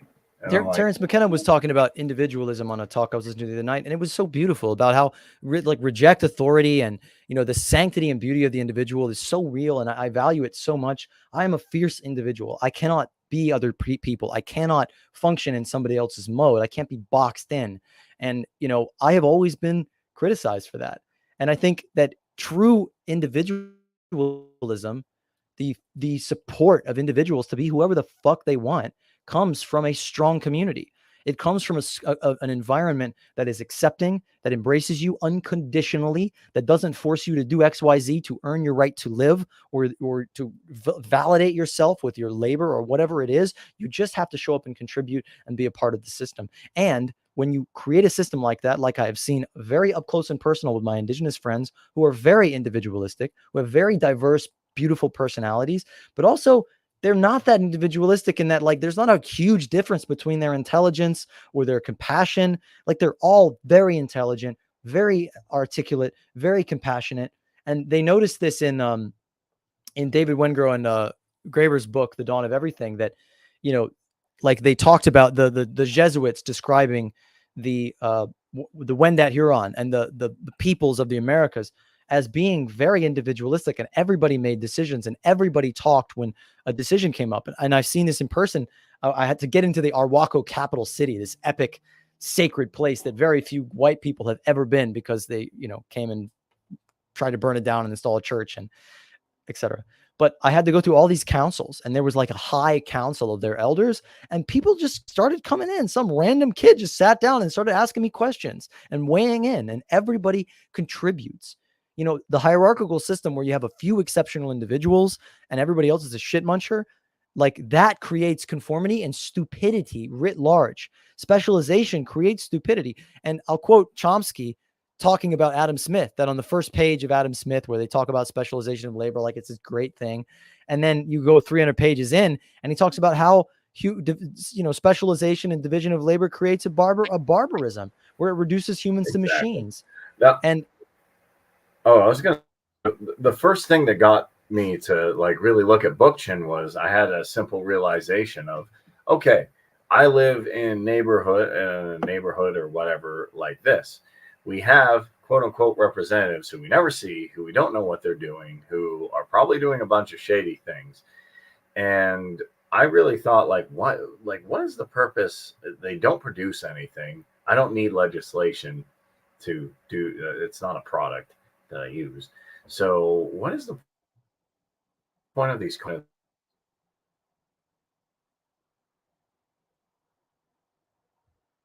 these? So, what if we just got in the town and talked about things that were important? can you hear me? I'm kind of, my internet is breaking up. I can't hear you now. Now you're muted. My internet is fucking up, I think. Or you're muted, brother. You're muted.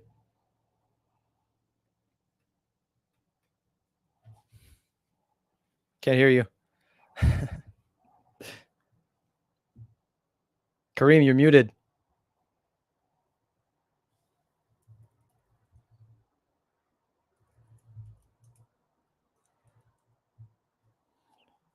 And we're frozen. I think my internet just died. Groovy.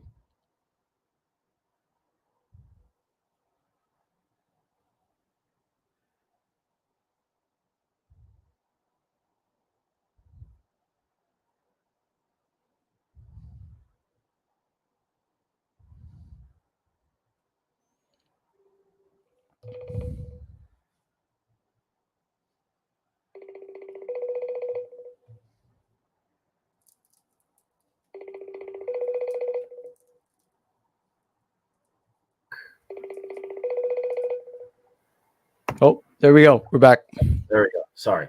Had a little blimp on my internet. The storm has actually done that. But the biggest thing that got me with Bookchin is I was listening to a guy from Africa, and he said statecraft is a art you take place in, not your representatives, not somebody who you can get somebody to do the bureaucratic work of the government, but why not just get people in a town hall and say, we have this issue. Okay, what's this issue? I don't like fluoride in the water. Let's all vote. Do you want fluoride in the water? Yes, yes, no, no. Horizontal structure. Okay. And I apologize for that. My internet just, it's okay. Goofy. It's not your fault.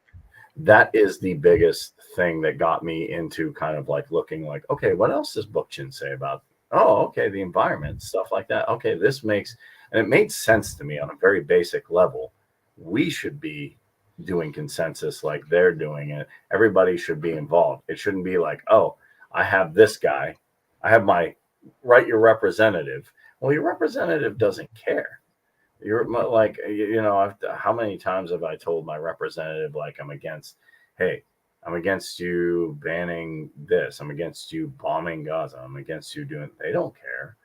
But if it's people in a town talking in a town hall, maybe it would be better. I'm not saying it'd be perfect, but it'd definitely be better off, just like you're describing there. Even the kid is talking to you, everybody's involved. And if society is going to work, I think everybody needs to be involved in what they call statecraft, in a sense that, hey, we all live here. Let's organize horizontally and let's work with other people. And if we have to, we can federate with the next town over. And that I'm all for. I'm all for local, decentralized, direct democracy. Me too. And, I can't help but think about Rojava, where they have a system of council democracy and democratic confederalism, where, everything starts at the local level, and you have a male and a female sort of representative that's a delegate that's revocable. If you don't feel like they're actually representing you and serving you, it's all bottom up, and then that scales to the town council or to the neighborhood council, the village council, and it goes up to the city council. And until they have a structure that is a sort of confederal body that is in many ways like I don't want to say it's like a state, but it's like it's a public service system. It's a system of public services. One thing I like about Bookchin that I struggled with for a while is he makes a distinction in his last book, which, Free Cities. And he actually, and I didn't know this I feel kind of dumb not knowing this, but for a very long time, Soviet to me was like a scary red dude. And he said Soviet in the like traditional sense. I'm like, what the heck does he mean? He said there's council. He said a state is a monopoly on force. And guess what? Right? Libertarians agree with that. A state is a monopoly on force. But he said then you can have a government, but there's legitimate types. Okay. Well, maybe I don't agree with that. What Bookchin's saying, that sounds kind of statist to me, but what's a legitimate type? He said like tribes. Okay. Like the Zulu, or like kind of what you were doing. Hadza, Sam Bushman, maybe. And then he said like workers' councils. So I guess like more of the syndicalist side of CNT, FAI, stuff like that. Okay. And then he also said Soviets in the traditional word. And I'm like, Soviets in the and then really I looked up Soviet in Russia. All it means is council. So there was never, I think if you could say one thing about America, and the USSR, nobody knows how to Soviet Union because nobody's setting up councils that actually work. To me, a council is the most effective form of arbitration because you literally sit there and have a discussion among townspeople, village people, local folk, and then say, hey, what are we doing here? And then how do we fix these problems? So, Absolutely. Yeah. I mean, that's the ironic thing about a lot of tankies is that they don't know their own history. They're all about the Soviet Union, but they have no idea that that meant workers' councils. There's an amazing video. I cannot remember the name of this video, but it's called The Bolshevik War Against the Soviets. And it is immaculately researched with like 43 sources, a lot of them primary documents from Russia. And he gives all these individual accounts of individual towns of, you know, basically like small iterations of the Bolshevik party that came in and just fucked shit up and just absolutely took over, took the best land, made, you know, took all the property for themselves, started bossing people around. They were shooting workers. You know, they shot workers striking out of a factory on Karl Marx's birthday. So the Bolsheviks were completely against like worker direct democracy and socialism as it was understood up to that point, which is workers owning and controlling the means of production. Duh. And to any libertarian watching this, like, don't you realize that a business is a dictatorship? That there is no democracy, there is no council structure in a business. You fucking like Stalin could never tell people what you can wear and when you can go to the bathroom. They couldn't dream of that. But in a workplace, it's like, yes, sir. Bezos can tell you, can make you pee in a bottle. That's so humiliating. But yeah, the Soviets were basically, they built dual power all across Russia. They had these systems of councils, of workers coming together in these free assemblies, of directly democratic council structures, communes, ways of pooling resources and doing things communistically, as communes of communes, as groups of groups. And then the Bolsheviks came in with a very elitist mentality and theory that drew from things like Taylorism, which was management psychology, I think out of the United States, which is all about productivism. And they came over and they started to do all this shit about forced labor and you know how basically the highest thing that a worker could be was a worker to work, to dream of labor. And they really hijacked those councils and that free system in about a month, in a war, a literal war. They warred against it. And one of the things in that video that was so sad is that people didn't go against it because they were just kind of decent. And they were just like, well, we don't want to rock the boat. We want the revolution to go down. And so a horrible thing, with a bastard system was created that, you know, if you actually read the history of the Soviet Union, like Richard Wolff puts it, like basically, Anarch said this is so brilliant, that vanguardism is a great way to go from feudalism to capitalism. And that's basically what they did. They rapidly industrialized. They raised the standard of living. They slashed, you know, unemployment and child poverty and hunger and homelessness and increased literacy. And anytime socialism has ever happened, those things happen. They improve the quality of life broadly for the workers. And they industrialize. And basically, there's all these different experiments through socialist history, and all of them have something to learn. Like Burkina Faso is a very interesting experiment where they were all about restoration and they were planting thousands of trees to battle desertification. You know, they gave equal rights to women. You know, their leader, Thomas Sankara, was like this saint who like lived, you know, in a one-room apartment with 2 guitars and a bicycle. And he was such a good person that when others were telling him, hey, your best friend is plotting against you and they're going to try to take you out, he was like, no, we must be better than this. And they took him out. And there's a Black Swan event where the leader lost and the whole system went down.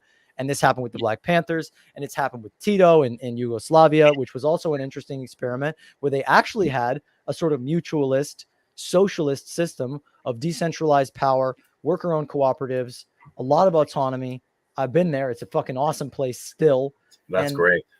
We have a dumb understanding of our history. And until we learn our history beyond the cloudy, sort of murky miasma and the cataracts of ideology that keep us from seeing truly and just objectively looking at, let's look at these societies. What did they do good? What did they do good? Oh, they didn't do this good. Okay, but they did this, and synthesize something new and better that works for us all, and something that's based on our own conditions. I'm running up on time here. I'm going to have to run, but I just want to say, you know, great conversation. I really appreciate, you know, your openness and your path. And I love finding people who changed, you know, not someone who was like, I found my ideology. I went from nothing to having this, and that's all I was.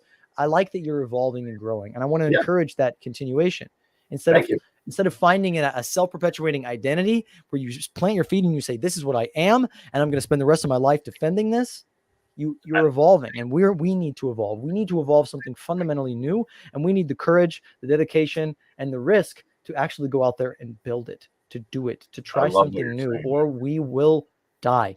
Literally, we will die. We will die from nuclear war, or we will die from poverty. We will be homeless. We will die from climate catastrophe. We will die from the breakdown of life as a complicated system. Definitely. And we don't have to do that. We don't. And that's why I'm talking to you. If we start this process and start to experiment and federate and form council and update every aspect and institution of society and start a feedback loop where we're creating an actual system. We're not isolated. We're not one experiment over here that's by itself, and if it fails, it fails. We're connecting with each other as our problems are connected by the flows of capital, by money, by this system. We need to create a new system, not just a new ideology, not a new regime, a new system. And that starts with us. Okay, that was beautifully put. Yeah, and then the evolution happened over time. I was a hardcore ANCAP. Then I saw Emma Goldman said there's no communism in Russia. I could not understand why somebody would say that, but she was pretty well thought out. So I said, what does Emma Goldman even mean? There's no communism. Of course there was communism in Russia, right? All these commies are bad. But wait, what did she mean by that? Okay, well, what is conquest for bread all about? One of my friends gave that to me, who I was getting an argument with, and I'm like, okay, I'll read it. Then I found Keith Preston. He explained to me like, well, but Rothbard, who's a thinker on the right, said that, syndicalism was a death wish, wasn't it? And I said, why did he say that? And he said, well, actually, you've been misunderstanding that some people don't always go on profit motives. They have intrinsic incentives. And I said, like what? Like community well-being, self-management, productivity, people who believe in collective ownership, fairness. They don't want exploitation. And also that they don't want, to worry about non-interference in property rights. They just see that freedom is more than just arguing over property rights or who has this property, what is that property. And then I started, evolving and saying, hey, I learned some good stuff here, but is there a better way of doing things? Is there some blind spots here? And I said, like, hey, are some needs, so, what do you think of need? And they're like, well, needs are all subjective. I'm like, no, I don't believe that. Or maybe is there such thing as intrinsic value? They're like, no. I'm like, well, I think there is. So I started to see a lot of blind spots, or like, hey, people don't deserve a living wage because the Federal Reserve inflated this. I'm like, you're not thinking of like, or some people even went as far as, and I even did this myself, which was not good, to defend sweatshops. Oh, because it's better than the field. They're in a sweatshop now. Well, I guess that's capital moving. I'm like, no, this isn't good. And there are ways I evolved through that and started thinking, I'm still defending bad ideas. Just because an idea comes not from the state directly doesn't make it a bad idea. So then I started to get into like unity groups, or different people are coming, which, I'd like to invite you. If you want to, a couple of these as well, they're on Discord. You said having a Discord, and I kept thinking of the app, but they're on Discord as well. If you want to do that, it was a pleasure talking to you. And I think we should do this again. Also, how can I get involved with Moneyless Society? And I probably am going to get involved and fill out an application with Cooperation Tulsa, because I've been evolving slowly. So that's all I have to say right there. I'd love to have you in these groups as well. And would love to know how I can join, or how others can join Moneyless Society and some of the other stuff you got going on. Well, they can go to hub.moneylesssociety.com and fill out an application. I think they're in a transition right now.